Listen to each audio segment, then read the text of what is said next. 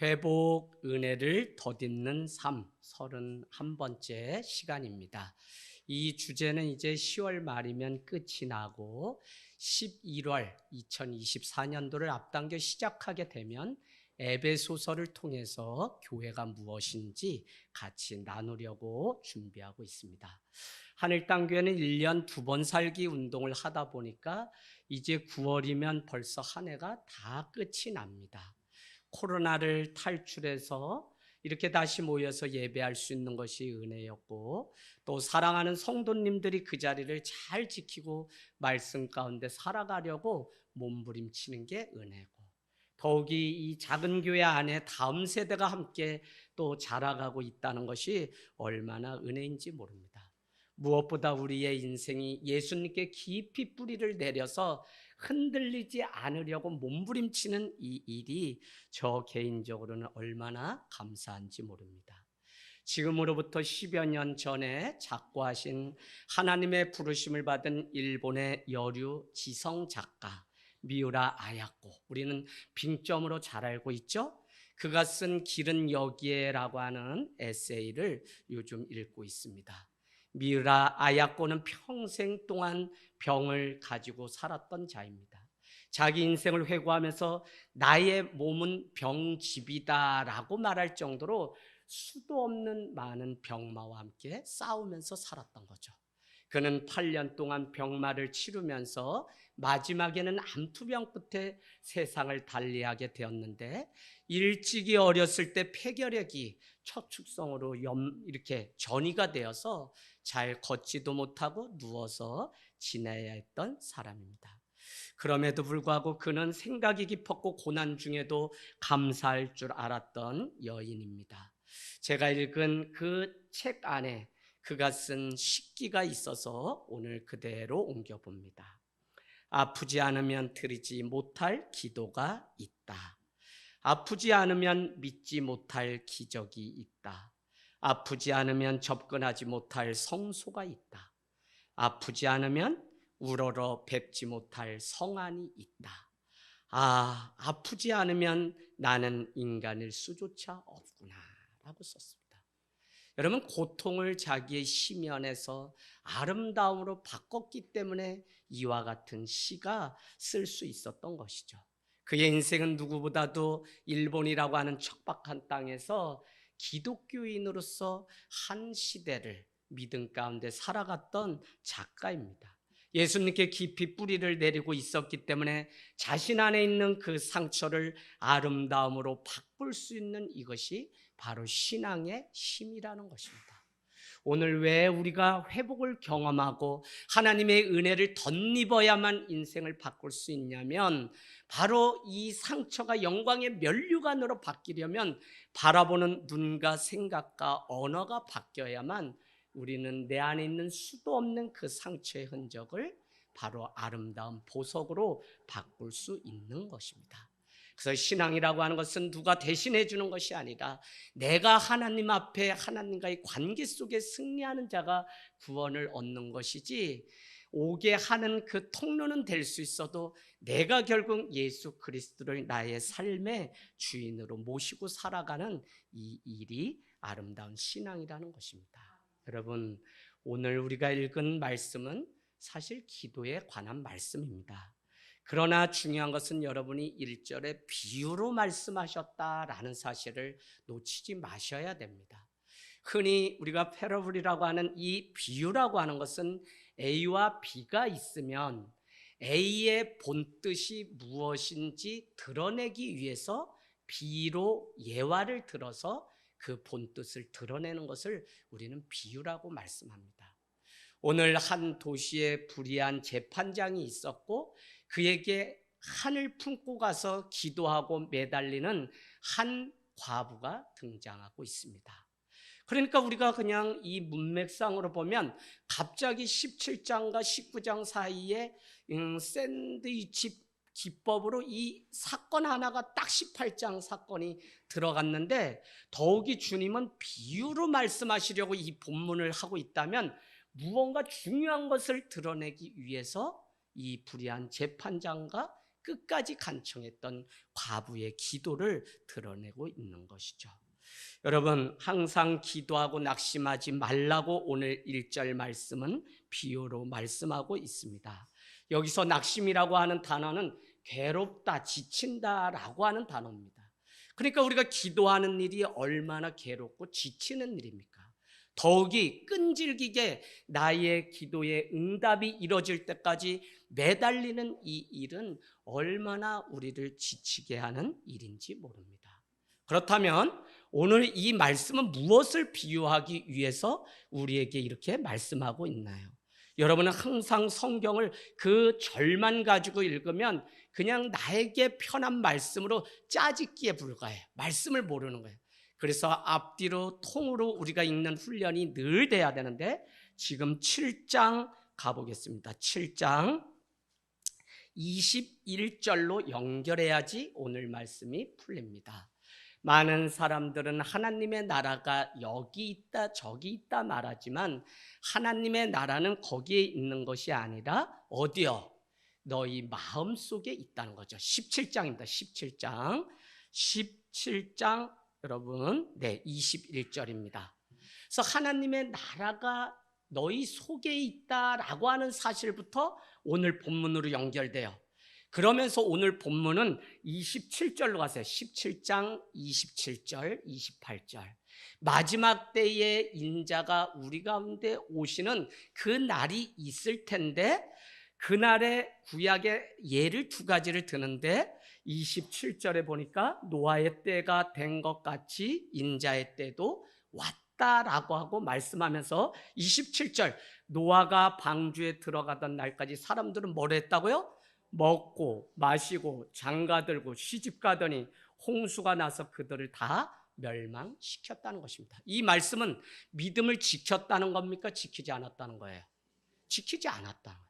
또 한 가지의 예를 하는데 28절 또 롯의 때 또 같은데 사람들이 뭐 했다고요? 먹고 마시고 사고 팔고 심고 집을 짓더니 롯이 소돔에서 나가던 날에 하늘로부터 불과 유황이 비오듯 하여 그들이 멸망되었다는 것입니다.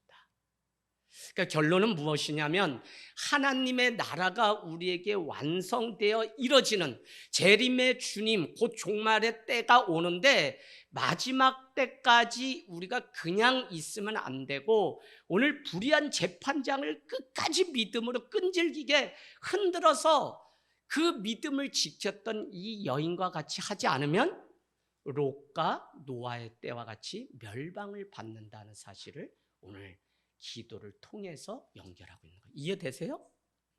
그래서 여러분 이게 단순히 기도만이 하세요라고 하는 것이 아니라 그 안에 마지막 때가 가까이 오고 종말의 때가 가까이 왔는데 비유로 내가 이 기도를 통해서 설명한다면 그 기도는 어떤 기도였냐면 끝까지 주님 앞에 믿음을 가지고 끈질기게 기도했던 기도, 그 믿음의 기도였다는 거예요.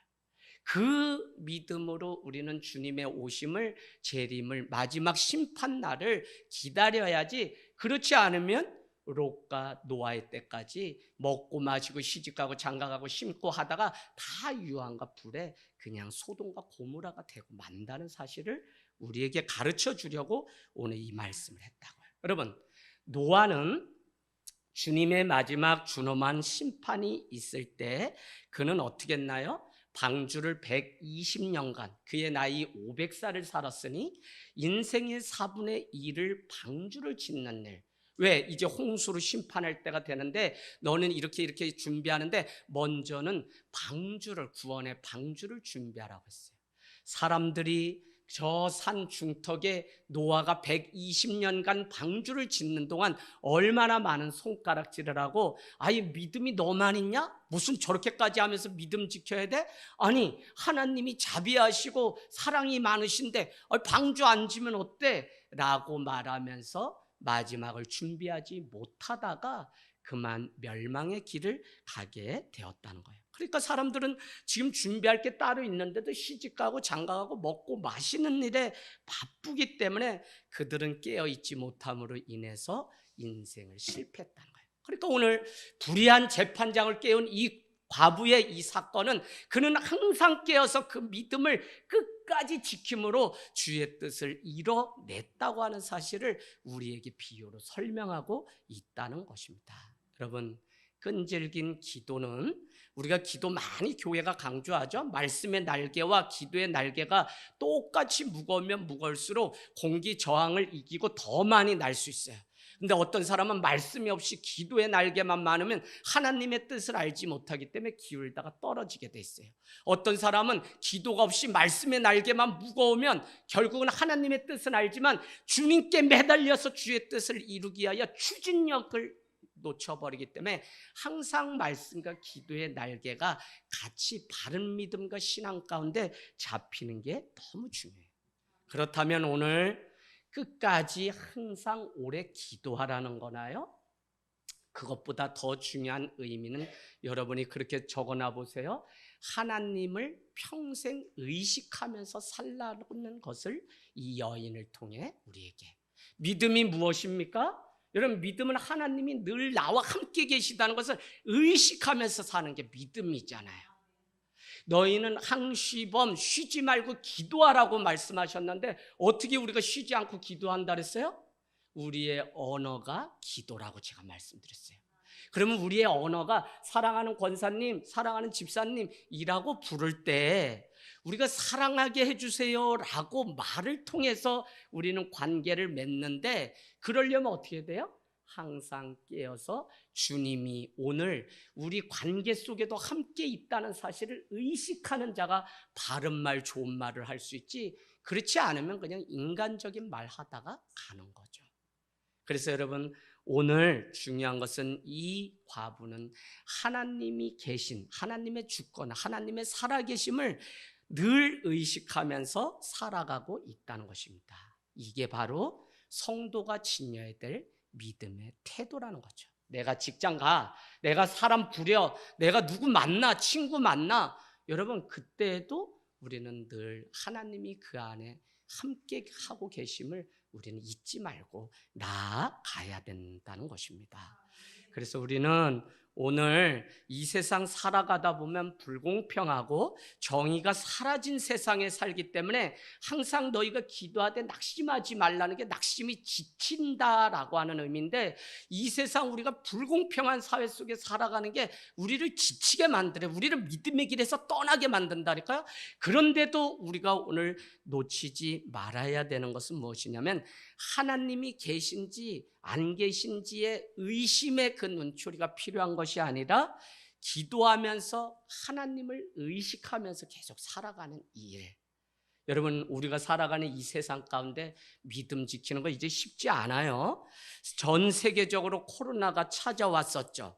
그런가 하면 미얀마 내전이 있죠. 그런가 하면 러시아와 누가요? 우크라이나가 전쟁 지금 끝났어요? 여러분 기도하셔야 돼요. 아직도 끝나지 않았어요.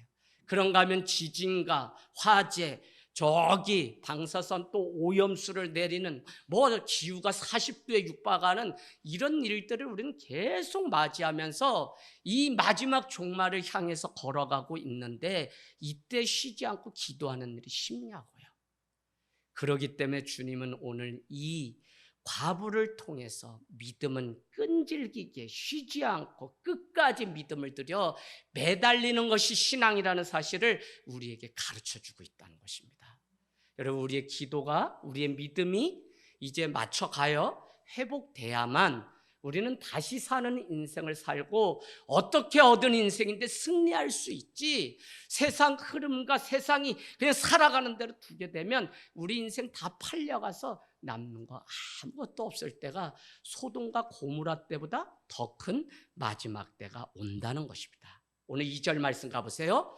이르시되 어떤 도시에 하나님을 무서워하지 않는 불의한 재판장이 있고, 그는 특징이 무엇이냐면 사람을 무시하였다는 거예요. 누구를? 원한을 품고 있는 이 과부를 무시했다는 것입니다. 여러분, 그 당시에 재판장이 모든 결정을 하는 때이기 때문에 막강한 힘이 그에게 있었죠. 그런데 그가 그러다 보니 하나님을 전혀 두려워하지 않습니다. 근데 여러분은 무엇을 아셔야 되냐면 사람을 무시하는 사람의 특징은 무엇이냐면 하나님을 두려워하지 않아요. 다시 말씀드리면 내 위에 누가 없어요. 얼마나 세상 사람들 살아가는 거 보면 교만한지 알 수 없어요. 제가 교회에서도 많은 일들이 있었어요.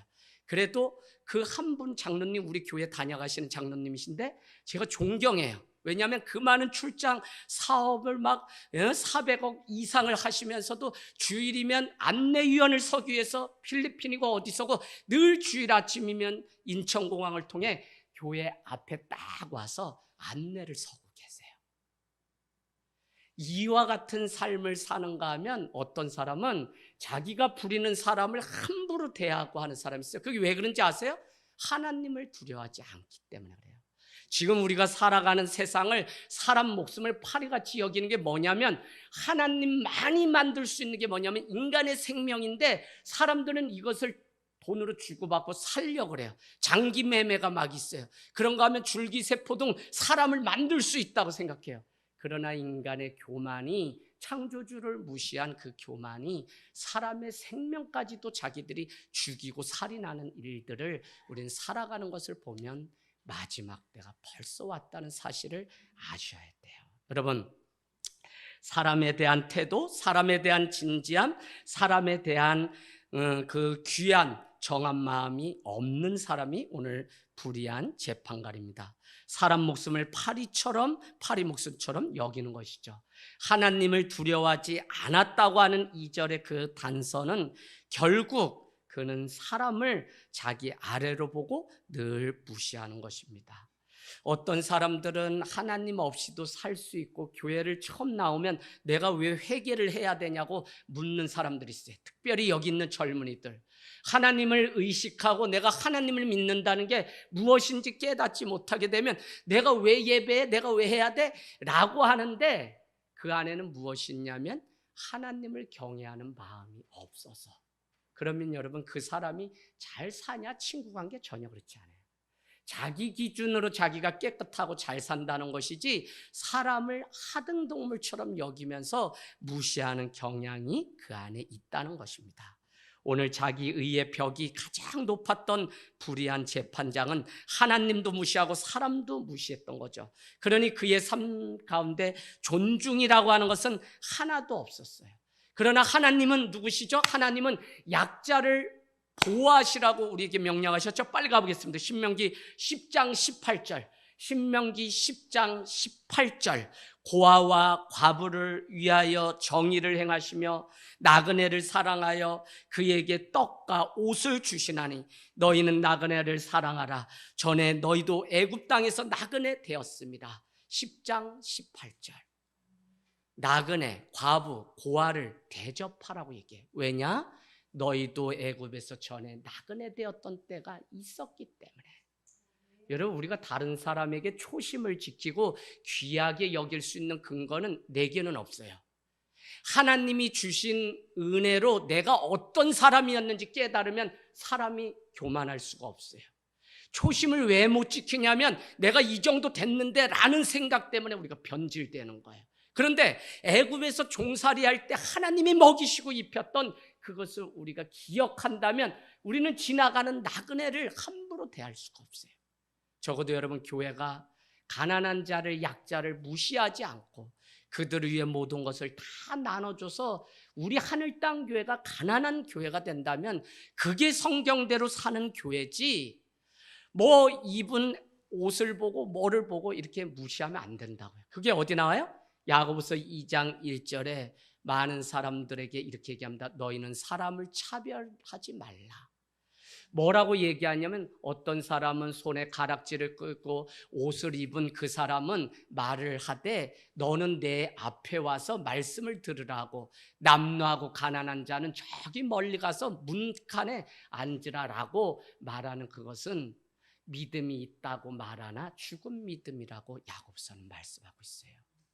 그러면서 우리에게 뭐라고 하죠? 야고보서 1장 31절인가 가장 마지막에 뭐라고 얘기하면 하나님이 바라시는 가장 큰 경건은 가난한 자를 돌보며 하나님의 뜻을 이루는 것이 가장 청결한 경건이라고 우리에게 말씀하고 있어요. 여러분, 늘 가난한 자, 우리 교회 안에도 우리 권사님 가정 싱크대 그릇 올려주러 이제 자원 특공대 조직해서 제가 가려고 해요. 고추 따실 분들 같이 가세요. 여러분, 서로의 사정에 관심을 갖는 이게 뭐냐면 사람에 대한 애티튜드, 이게 자세예요. 점점 사람들은 너의 일은 너의 일이고 나의 일은 나의 일이다. 언제부터 그렇게 됐냐면 코로나가 끝나고 더 가속화됐어요. 그렇기 때문에 마지막 마지노선 최전방에 있는 교회조차도 서로의 상황에 대해 그냥 대면. 여러분, 은혜를 받고 내가 주님 앞에 헌신하고 충성한다고 하는 이 고백이 얼마나 귀한 것인지 모른다는 것입니다. 여러분, 오늘 3절에서 5절은 무슨 내용이냐면 재판장을 찾아간 과부가 나오죠. 원한이 맺혀서 과부가 재판장에 가서 나의 원한을 좀 풀어주십시오 라고 때를 쓰지만 재판장은 하나님을 무시하기 때문에 과부의 사정을 무시합니다. 이 과부는 아침 저녁 매일 나타나서 재판장을 그냥 귀찮게 해요. 그만큼 절박한 상황이 그에게 있었다는 것이죠. 도움을 청할 사람이 전혀 없었다는 의미입니다. 그러나 5절 말씀에 드디어 기도의 응답이 이루어지는데 5절 말씀, 이 과부가 나를 동그라미 치세요. 번거롭게 하니 내가 그 원한을 풀어주리라. 그렇지 않으면 늘 와서 나를 괴롭게 동그라미 치세요. 한다는 것이에요. 여러분, 괴롭게 하다 또 번거롭게 하다라고 하는 것은 계속 때려서, 같은 일로 때려서 멍들게 하다라고 하는 의미가 있더라고요. 그래서 제가 무슨 생각을 했냐면 번거롭게 하고 괴롭게 하는 게 뭐냐면 아들이 와서, 자녀가 와서 엄마 이거 안 사주면 나 안 돼 하고 계속 매달리면서 칭얼거리면서 때리고 이 멍이 드는 이 상황을 오늘 재판장은 고백합니다. 그 여인이 나를 번거롭게 하고 괴롭게 할까 봐 내가 들어주기로 했다라고 말을 하고 있는 것입니다. 여러분, 오늘 이 여인은 뭐죠? 5절에 보니까 원한을 풀어달라고 말을 하고 있는데 3절은 더 정확하게 내 원수에 대한 나의 원한을 풀어달라는 거예요.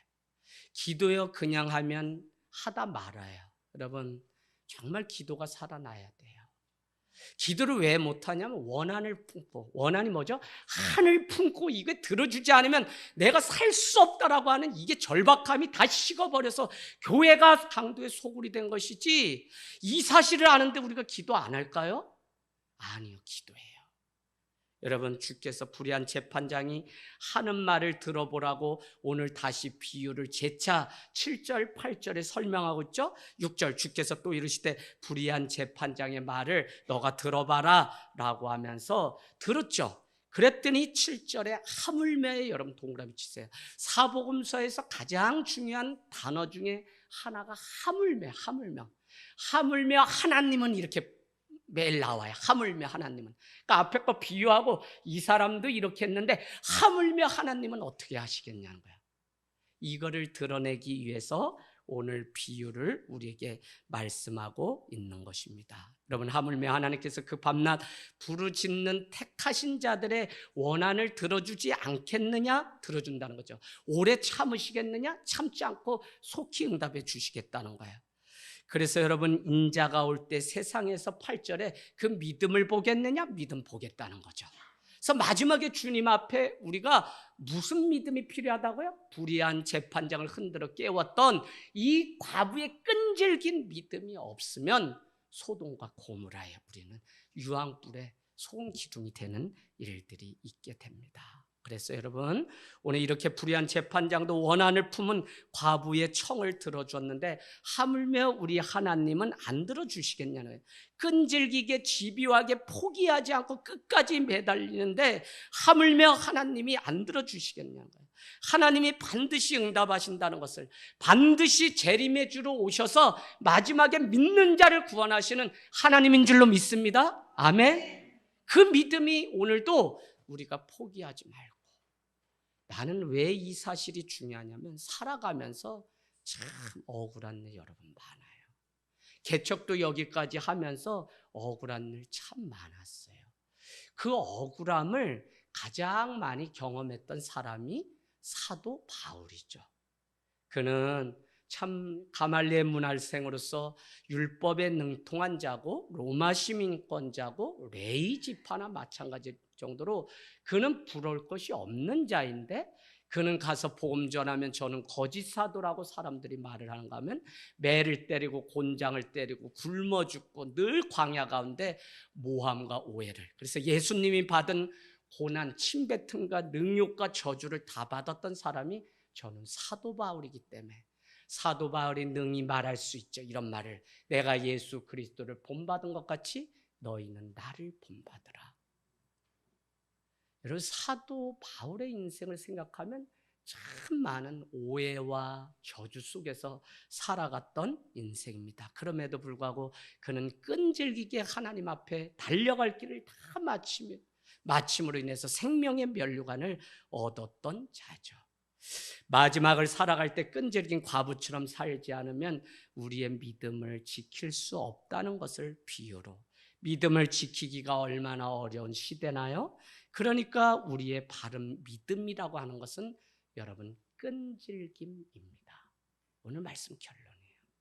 믿음 다른 거 아니에요. 끈질김. 기도 다른 거 아니에요. 끈질김.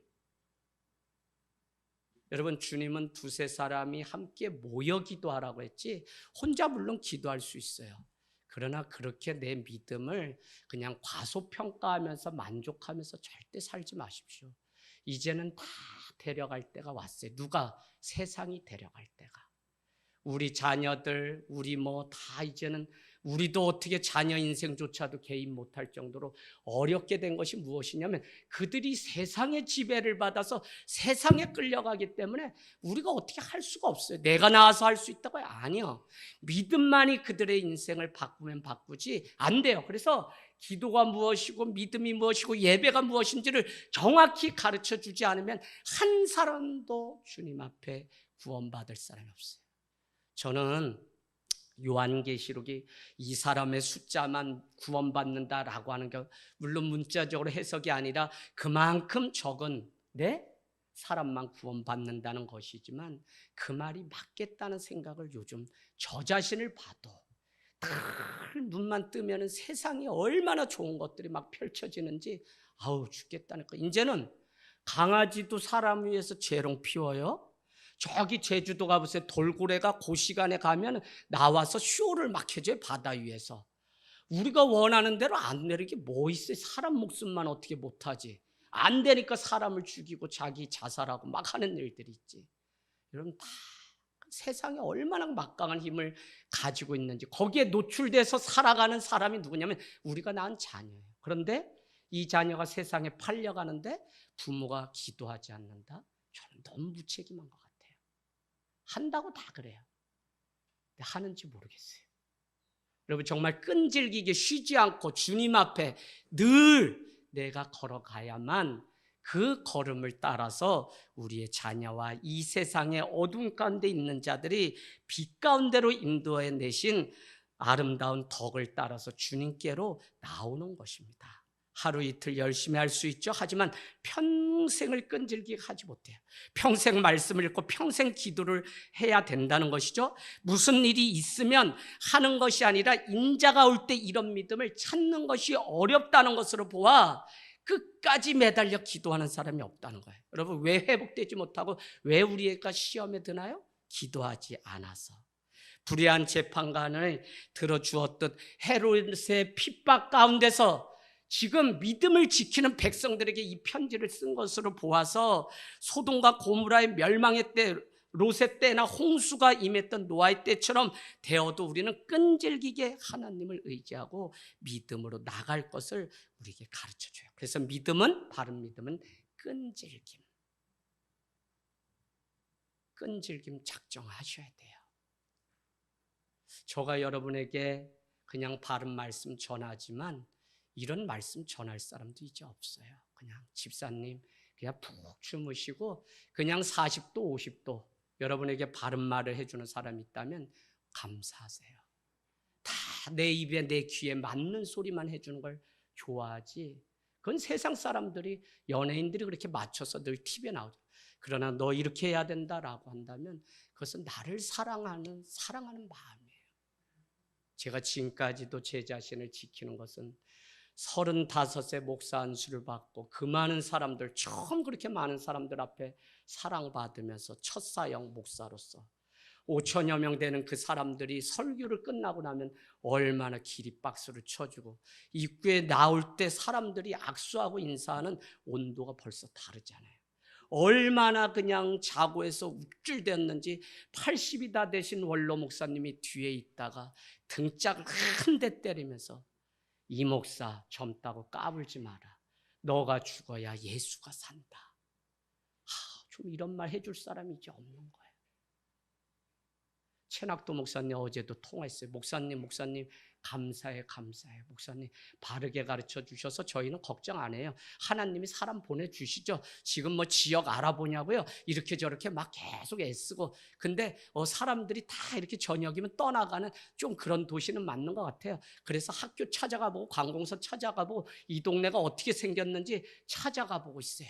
목사님 하늘 땅교회가 저희를 위해서 기도해 주니까 저희는 걱정 안 해요 라면서 자신감 있게 목소리가 얼마나 큰지 좋더라고요. 그래 33 그때 나가서 그 패기와 열정, 하나님만을 의지하는 그게 있어야지. 제가 우리 할아버지 목사님이 저에게 한 것처럼 야 개척은 다 꿈이 있어서 쉬워. 이제 1년 뒤에도 사람이 오지 않고 파리만 날리면 너 그거 어렵다 이렇게 얘기하면 제가 아니죠. 지금 꿈이 있어서 막 어떻게 해서든지 하나님이 일하실 것을 믿고 가는데 내가 해봤는데 다 어렵더라. 사람 믿지 마. 그 사람 믿으면 야 그거 아우 등 때리고 도망가 이런 말 해줄 때가 아니에요. 그 두 사람이 애들 데리고 막 이 원주시를 지금 다니는 그 상상이 제 안에 있습니다. 여러분 원한을 품고 기도해야 돼요. 그냥 될 대로 되라가 아니에요. 우리가 오리지널 인생을 살아야지 카피 인생 그냥 흉내내면 그냥 가다가 마는 것이에요. 그래서 여러분 일어날 때까지 우리는 기도하고 회복될 때까지 주님 앞에 나가기를 원합니다. 저는 오늘 말씀을 마치면서 우리가 살아가면서 불편하다고 불행한 것은 아닙니다. 여러분 불편과 불행을 지금 말씀드리고 있어요. 여러분 노예 생활을 한다고 해도 편하기만을 원하는 것이 보통 사람들의 생각이겠죠? 그러나 이스라엘은 애굽에서 노예 생활을 하던 그곳에서 탈출했을 때 감격이 있었어요. 해방의 기쁨을 누리고 자유를 누렸습니다. 그러나 그 감격은 오래가지 못했죠. 그 이유는 불편했기 때문입니다. 광야 생활에는 자유가 있었지만 많은 불편을 감수해야 됐어요. 그래서 그들은 애굽으로 돌아가고 싶다고 아우성했죠. 그러나 불편이 불행한 게 아니에요. 오늘 하나님이 쓰신 많은 사람들은 다 편함을 포기하는 삶을 살았어요. 예수님의 제자들도 집과 배를 버려두고 떠났죠. 모세도 애굽의 화려한 궁전을 버려두고 왕자라고 하는 칭호를 버려두고 떠났죠. 아브람도 갈대아 우르를 떠났어요. 우상장사를 하던 그의 인생, 아버지 데라의 인생이 얼마나 부자였는지 몰라요. 금요 오직 기도회 때 말씀한 것처럼 그래서 그들이 떠나다가 어디에 머물렀냐면 하란이라는 곳에 머물렀지만 주님은 창세기 12장 1절 내게 지시한 땅으로 가라, 가나안으로 가라는 거예요. 하란은 지체하다라고 하는 뜻이 있는데 더 이상 우리가 그곳에 지체하는 인생이 아니라 우리는 저 천국 저 백성으로 가라는 곳을 향해 가야 하는 인생이기 때문에 주님은 오늘 일어나 가라고 아브라함에게 말할 때 그는 모든 것을 버려두고 떠났죠. 우리가 예수님을 따르고 예수님을 믿는데 예수님은 하늘 보좌를 버리고 이 땅 가운데 육신의 몸을 입고 우리 가운데 오신 분이 예수님이세요. 한결같이 하나님의 사람들의 특징은 편안한 삶을 누린 것이 아니라 그 환경을 오히려 포기하고 불편함을 감수하며 갔던 것입니다. 그러나 그 불편함이, 그 고통이, 그 아픔이, 그 상처가 기도로 바뀌었던 거예요. 하나님이 하실 영역이 있고 사람이 하실 영역이 있어요. 그래서 제가 금요오직 기도회 때도 뭐라고 얘기했냐, 우리 신앙이라는 것은 하나님이 이끄시는 대로 수동적으로 이끌려 가야 될 때가 있다고 말씀드렸어요. 욥의 인생이 다 풍지박산이 나서 내가 이 수렁에서 어떻게, 아니 저 애굽이 막 쫓아와가지고 내가 홍해 앞에 어떻게, 그러나 하나님은 너희는 가만히 있어, 내가 하나님 됨을 알지어라 그랬어요. 뭐죠? 진짜 신앙은요, 내가 막 열심히 사는 것만이 아니라 하나님이 그 수렁에서 나를 이끄는 대로 하나님의 뜻이 있겠지라고 그 고통의 자리를 충분히 느끼면서 그 안에 가만히 있고 끌려가는 게 신앙일 때가 있어요. 그래서 오늘 가나안이 어딘지 모르지만 갈 바를 알지 못하고 아브라함은 끌려가는 인생을 살았기 때문에 수도 없는 실수를 했음에도 불구하고 그를 향해 믿음의 조상이라고 주님은 말씀하셨다는 거예요. 참 끌려가야 될 때가 있더라고요. 막 수렁같이 부모 형제 그 일들 많이 겪고, 또 우리 성도들도 언제 내가 마음이 아프냐면 그냥 끌려가도 끝이 안 나는 가정들을 보면 마음이 아파요. 근데 정말 온전히 끌려가서 하나님이 이 일을 해결해 주실 거라는 믿음이 있어서 완전히 끌려가면 그 끝에는 완전히 이제 일어서서 다시는 이와 같은 아픔을 겪지 않는 것을 성경은 상달이라는 표현을 써요. 응답이라고 하는 것은 그 문제가 그때는 해결되지만 다시 그와 같은 문제가 재발되는데, 상달이라고 하는, 부르짖으니까 상달되었더라라고 하는 이 상달이라는 것은 끈질기게 날마다 같은 기도 제목을 가지고 기도했더니 하늘 문에 닿아서 하늘 문이 열려버리니까 그 다음에는 상달이 무슨, 다시는 이런 일이 일어나지 않는 거. 여러분 정말 우리 자신을 위해서 기도하셔야 돼요. 누구 위해서 중보 기도하는 것도 은혜고, 남을 위해 기도하면 하나님이 내일도 책임져 주시지만 적어도 나를 위해 기도하라는 것은 내 믿음이 바로 서서 잘 가고 있는지를 늘 점검할 수 있는 이 은혜를 놓치지 말아야 된다고요. 가장 어리석은 사람 누구냐면 참된 자기 사랑이 편안함이라는 감옥 안에 가둬놓는 것이 참된 자기 사랑인 양 알고 현대인들이 다 편리한 편안함을 쫓아요. 편안과 여러분, 평안은 완전히 다른 것이에요. 우리는 평안을 추구하는 사람이지 편하려고 뭐 집을 차를 뭐 아무리 바꿔보세요, 다 녹슬고 쇠하고 썩어 없어지는 것들이지. 주님 그거 보지도 않는데 마지막에 믿음을 보겠냐? 믿음만 보겠다는 것인데. 그래서 우리 믿음이 이 가을 올해가 마치기 전에 잘 하셨지만 다시 한번 주님 앞에 또 돌아오고, 또 왜 돌아가요? 그분은 성실하시기 때문에 우리를 책망하거나 너 믿음 없다 이러신 분이 아니에요. 사람이 그러는 거지. 하나님은 그냥 변함없이 우리를 오라 하시고 초대하시고 늘 우리 가운데 함께 하세요. 그 하나님보다 좋은 사람이 없어요. 아무리 사랑해서 결혼해도 안 해도 부부관계는 뭔지 아세요 여러분? 다 관리가 필요해요. 부모와 자녀 관계 그거보다 조금 부모가 그냥 내리사랑이라. 그러나 인간관계는 다 관리가 필요해요. 내가 잘해야만 저 사람이 잘해줘요. 그러나 하나님과 우리의 관계는 하나님은 체휼하지 않으시고 하나님은 우리를 긍휼히 여기시기 때문에 하나님 나 잘못했어요, 나 이제라도 왔어요 라고 하면 하나님이 그것을 가장 크게 보시고 우리를 축복해 주시는 줄로 믿습니다. 여러분 오늘 과부의 모습을 여러분은 보십시오. 아무것도 없었죠? 과부라는 말 자체가 아무것도 없는 것입니다. 오늘 사도 베드로는 예수님을 인격적으로 만나기 전 주님을 부인했던 자입니다. 그래서 베드로전서 4장에 가보실래요? 4장 7절. 베드로전서 4장 7절. 후회함이 없는 인생이 어떤 인생인지 베드로 사도는 편지를 썼는데 첫 번째는 뭐라 그러죠? 만물의 마지막이 가까이 왔으니 너희는 정신을 차리고 근신하여 뭐를 하라고요? 기도하라는 게 첫 번째 요청입니다. 후회하지 않는다. 왜? 자기가 기도하지 않았거든요. 두 번째는 뭐라고 얘기해요?